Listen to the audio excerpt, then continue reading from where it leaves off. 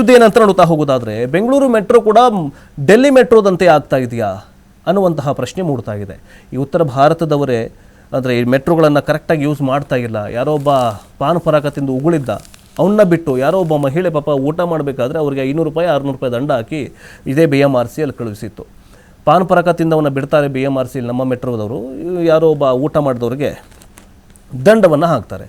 ಆದರೆ ಇದನ್ನೂ ಮೀರಿದಂತಹ ಒಂದು ಪ್ರಕರಣ, ಗಂಭೀರ ಪ್ರಕರಣ ದಾಖಲಾಗಿದೆ. ಅದೇನಂತಂದರೆ ಮೆಟ್ರೋ ಮಹಿಳಾ ಪ್ರಯಾಣಿಕರ ವಿಡಿಯೋವನ್ನು ಪೋಸ್ಟ್ ಮಾಡಿದಂತಹ ಕಿಡಿಗೇಡಿಗಳಿಗೆ, ಏನು ಮೆಟ್ರೋದಲ್ಲಿ ಪ್ರಯಾಣ ಮಾಡ್ತಾ ಇರ್ತಾರಲ್ಲ ಹೆಣ್ಮಕ್ಳು, ಅವರ ಹೆಣ್ಣು ಮಕ್ಕಳ ಫೋಟೋಗಳನ್ನು ಅಥವಾ ವಿಡಿಯೋಗಳನ್ನು ರಹಸ್ಯವಾಗಿ ರೆಕಾರ್ಡ್ ಮಾಡ್ಕೊಂಡ್ಬಿಟ್ಟು ಸೋಷಿಯಲ್ ಮೀಡಿಯಾದಲ್ಲಿ ಅಪ್ಲೋಡ್ ಮಾಡಿ ವ್ಯೂವ್ಸು ಲೈಕ್ಸ್ಗೋಸ್ಕರ ಇಂತಹ ಕೆಟ್ಟ ದುರ್ಬುದ್ಧಿಯ ಕೆಲಸವನ್ನು ಮಾಡ್ತಾ ಇದ್ದಾರೆ ಅನ್ನುವಂತಹದ್ದು ಒಂದು ಪ್ರಕರಣ ಬಂದಿತ್ತು.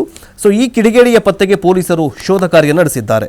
ಮೆಟ್ರೋ ರೈಲುಗಳ ಹಾಗೂ ನಿಲ್ದಾಣಗಳಲ್ಲಿ ಮೊಬೈಲ್ಗಳಲ್ಲಿ ಮಹಿಳೆಯರ ವಿಡಿಯೋ ಸೆರೆ ಮಾಡಿ ಸೋಷಿಯಲ್ ಮೀಡಿಯಾದಲ್ಲಿ ಪೋಸ್ಟ್ ಮಾಡಿದಂತಹ ಘಟನೆ ಸಂಬಂಧ ಬನಶಂಕರಿ ಪೊಲೀಸ್ ಠಾಣೆಯಲ್ಲಿ ಪ್ರಕರಣ ದಾಖಲಾಗಿದೆ. ವೈರಲ್ ವಿಡಿಯೋ ಬಗ್ಗೆ ನಿನ್ನೆ ಅಷ್ಟೇ ಕನ್ನಡಪ್ರಭದಲ್ಲಿ ಒಂದು ಸುದ್ದಿ ಪ್ರಕಟವಾಗಿತ್ತು. ಅದರ ಜೊತೆಗೆ TV5 ಕೂಡ ಅದನ್ನು ವರದಿ ಮಾಡಿತ್ತು.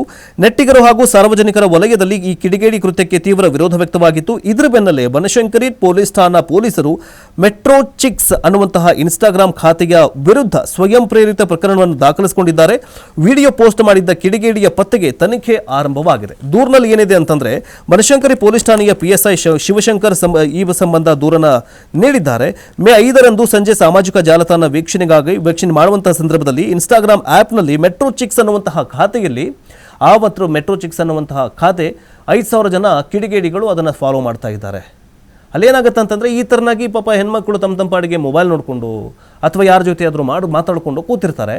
ಆ ಸಂದರ್ಭದಲ್ಲಿ ಈ ಕಿಡಿಗೇಡಿ ಏನು ಮಾಡ್ತಾ ಇದ್ದ ಅಂತಂದರೆ, ರಹಸ್ಯವಾಗಿ ಅದನ್ನು ರೆಕಾರ್ಡ್ ಮಾಡಿಕೊಂಡು ಫೋಟೋನ ಕ್ಲಿಕ್ ಮಾಡಿಕೊಂಡು ಈ ಖಾತೆಗೆ ಅಪ್ಲೋಡ್ ಮಾಡ್ತಾ ಇದ್ದ. ಇದು ಜನಾಕ್ರೋಶಕ್ಕೂ ಕೂಡ ಕಾರಣವಾಗಿತ್ತು. ಹೀಗಾಗಿ ಇದರ ವಿರುದ್ಧ ಕ್ರಮ ಕೈಗೊಳ್ಳಬೇಕು ಅಂತ ಪೊಲೀಸರು ಆ ಕಿಡಿಗೇಡಿಯ ಬಂಧನಕ್ಕೆ ಬಲೆ ಬೀಸಿದ್ದಾರೆ. ಸೊ ಏನು ಹೇಳಿದಾರಂತೆ, ಇದ್ರ ಬಗ್ಗೆ ಮಾಹಿತಿಯನ್ನು ಕೊಟ್ಟಿದ್ದಾರೆ. ಏನು ಹೇಳಿದಾರೆ ಅಂತ ನೋಡ್ಕೊಂಡು ಬನ್ನಿ. ಪ್ರಯಾಣಿಕರ, ವಿಶೇಷವಾಗಿ ಮಹಿಳಾ ಪ್ರಯಾಣಿಕರ ಒಂದು ಅವರ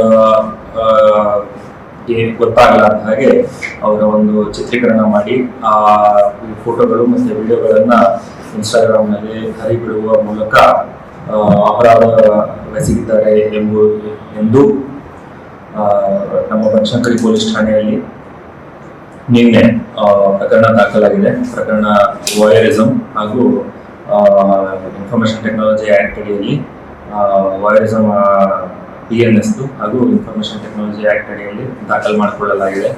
ಹಾಗೂ ಪೇಜ್ ಮಾಲಕರು ಹಾಗೂ ಮತ್ತೆ ಫೋಟೋ ಯಾರು ತೆಗೆದಿದ್ದಾರೆ, ವಿಡಿಯೋ ಯಾರು ಮಾಡಿದ್ದಾರೆ, ಇದ್ರ ಬಗ್ಗೆ ಕೂಲಂಕುಷವಾಗಿ ತನಿಖೆ ಮುಂದುವರೆದಿದೆ. ಆದಷ್ಟು ಶೀಘ್ರವಾಗಿ